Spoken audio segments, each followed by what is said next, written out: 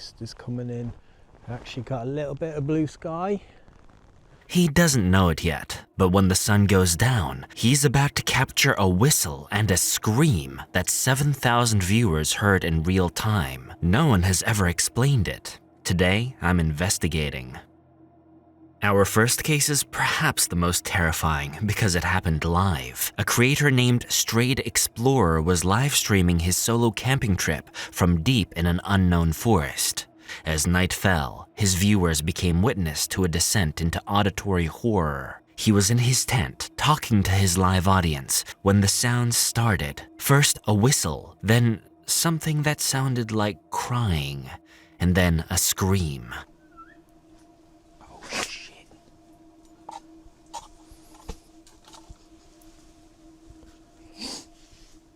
Who's out there? No.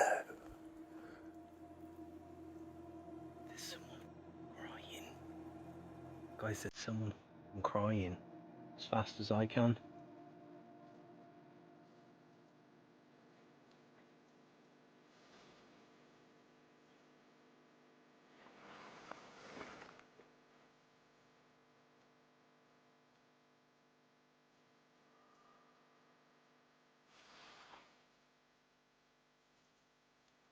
This happened live. There was no editing, no post-production. Let's try to make sense of what we just heard. Was this staged? This is the million-dollar question. The live stream format makes it incredibly difficult to fake. The creator's fear seems palpable and genuine.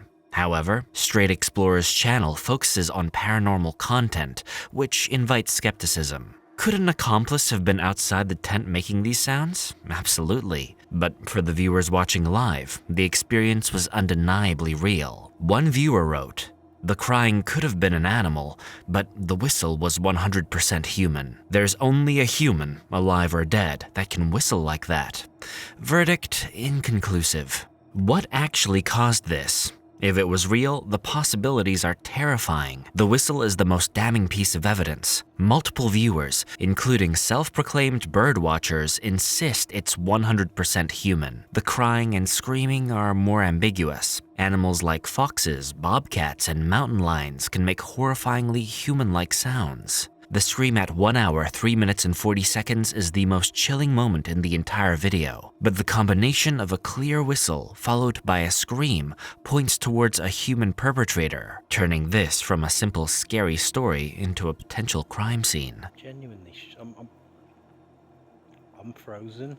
What signs were missed? The first whistle was the only sign needed. In a situation like this, the golden rule is, you don't stay to find out what's making the noise. The creator's decision to stay and continue the live stream, while compelling for his audience, was a massive gamble. The moment he heard an unambiguous human sound in a place where no human should be, the investigation should have ended and the escape should have began. After the scream at 1 hour, 3 minutes, and 40 seconds, the creator endures nearly 10 more minutes of terror before finally breaking at 1 hour, 12 minutes, and 3 seconds, saying, "I'm going, I'm going, I'm going." The video has only 7,000 views, but it's a cult classic in the paranormal community. The creator never definitively identified the source of the sounds, and the location remains undisclosed. The raw, unedited nature of the footage makes it one of the most unsettling documents of a solo camping trip gone wrong.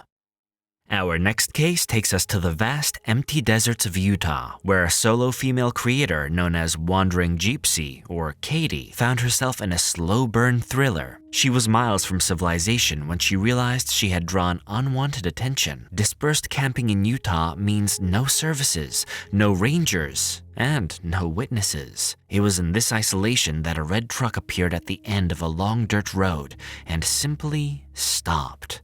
Feeling uneasy, Katie started recording from her dashboard.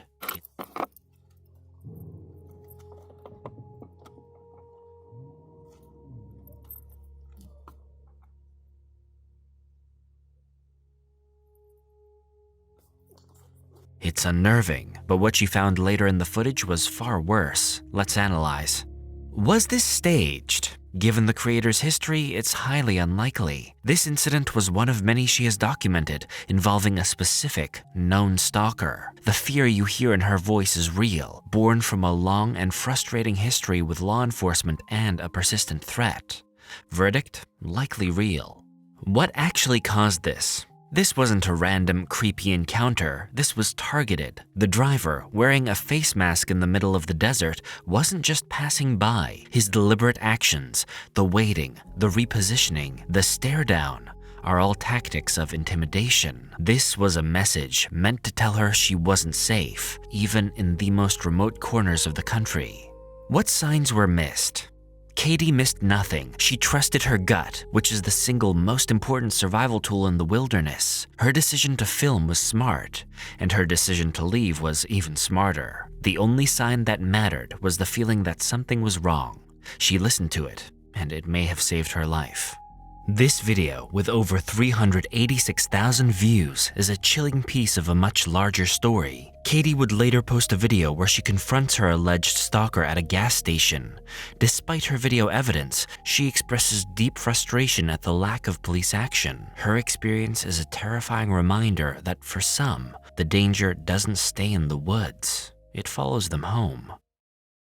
Our next case takes us to the opposite side of the country, to the dense, ancient forests of the Appalachian Mountains in Georgia. Here, another solo female creator, Beth's midlife adventure, had her peace shattered by two men who didn't seem to understand the concept of personal space.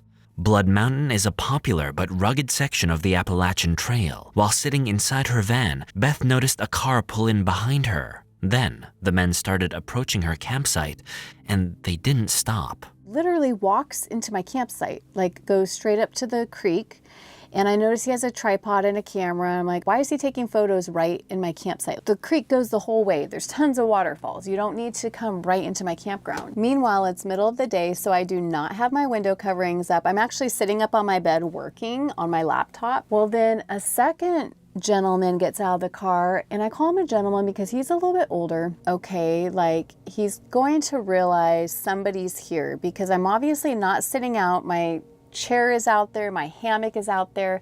My fire, as you could see, is like not even 4 feet from the door of my van, yet they're walking in between my fire ring that I have right there that has smoke coming up because I had a fire, and my door. And I see him walk up to my front window where Apollo is sitting in the front seat.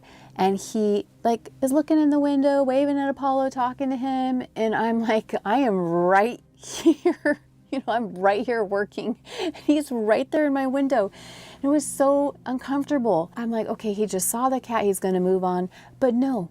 Then he starts looking into my side window right here, my sliding door window. There's all this wide open space. Like, were they trying to intimidate me? Because if that's the case, it was working. He comes up to the foot of my bed where my window is by my feet and is looking into the window into my van. I went into fight or flight mode. And guys, I chose fight. Why did I choose fight? And I did something I should not have done.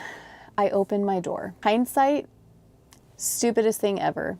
But I went in there like, excuse me, can I help you? No, I cannot help them. No, why did I open my door? I am not gonna take on 2 grown men by myself. That's just not gonna happen. But that was my instinct. I'm disappointed in myself. Was this staged? It seems highly unlikely. Beth's narration, recorded after the fact, carries the genuine anxiety of someone who's had their sanctuary violated. Her decision to confront the men, while risky, is a classic fight-or-flight reaction, causing her subscribers to comment, "By yourself, don't ever open your door. Never." The men's excuse of being interested in her van seems weak and convenient. Verdict: likely real. What actually caused this? This is a terrifying example of predatory curiosity. The men saw a solo woman's van and decided to test the boundaries. Walking directly into an occupied campsite is a violation of unwritten wilderness etiquette. Peering into someone's windows is a violation of personal space, period. Their actions were a deliberate and intimidating probe to see who was inside and how they would react. What signs were missed? The men gave off warning signs from the moment they left their car. They didn't hail her from a distance or show any respect for her campsite. They walked in as if they owned the place. For Beth, the moment she felt that knot in her stomach was the only sign she needed. While she confronted them, many viewers argued she should have never opened the door, instead laying on the horn or displaying a weapon. The encounter, which has over 278,000 views, ruined what should have been a peaceful retreat. Beth explains that she couldn't sleep that night, knowing the men were nearby and aware she was alone. The next day, she packed up and left. The video serves as a powerful lesson in situational awareness and the unfortunate reality that even in the beauty of nature, you must always be on guard. Our final case takes us to a burned-out forest in Arizona, where a creator named Larry from the channel Work Less, Enjoy Life More was camping with his 2 dogs. It was the dead of night when a sound from the darkness put both man and beast on high alert. Coconino National Forest is home to elk, black bears, and mountain lions. It was late at night when Larry's dogs, Mason and Finn, suddenly began barking into the abyss.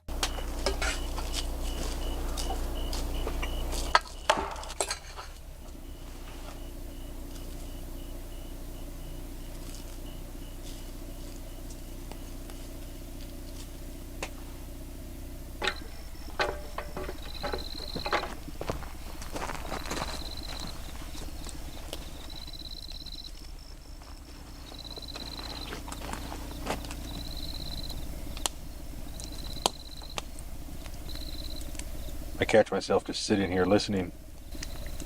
Like part of me just wants it to be a cow or a coyote or something. Like I just want to see something that I could know that it was it, just so I can just drop it. Like I'm trying to sit up. The dogs are fighting.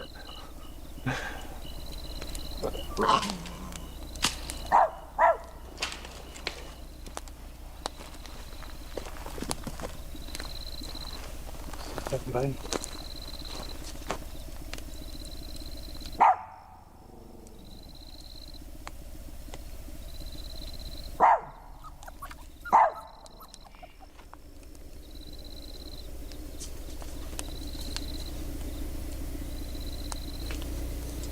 Hi.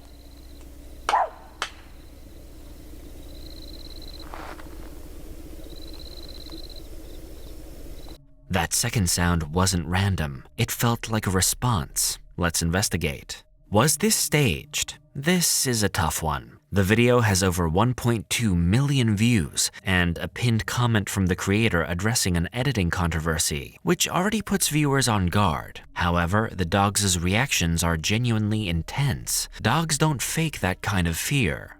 The sounds are sharp and clear, but could they be post-production sound effects? It's possible. Verdict: inconclusive, but leaning real due to the dogs. What actually caused this? This is where it gets interesting. The first crack could be anything, a falling branch, a rock, but the second crack, immediately after Larry shines his light and makes his presence known, feels like communication. Some viewers claim it's a Bigfoot encounter, citing the common belief that they use tree knocking to communicate. A more plausible explanation is a large animal, like an elk or a bear, being startled by his light and snapping the branch as it moved. The responsive timing could be a coincidence, amplified by the fear of the moment. What signs were missed? The most important sign came from the dogs. Their persistent, aggressive barking was a clear signal that something was out there, and it wasn't a squirrel. Larry did the right thing by investigating, but venturing to the edge of the light alone was a major risk. The responsive crack was a clear sign to retreat to the safety of his vehicle, not to challenge the unknown by yelling back. The video became a viral sensation, but also a source of controversy. Comments were eventually paused, but not before thousands of viewers debated what made the sound. Larry never posted a direct follow-up investigating the sounds, leaving the mystery unsolved. It remains one of the most compelling pieces of unexplained noise footage on the platform.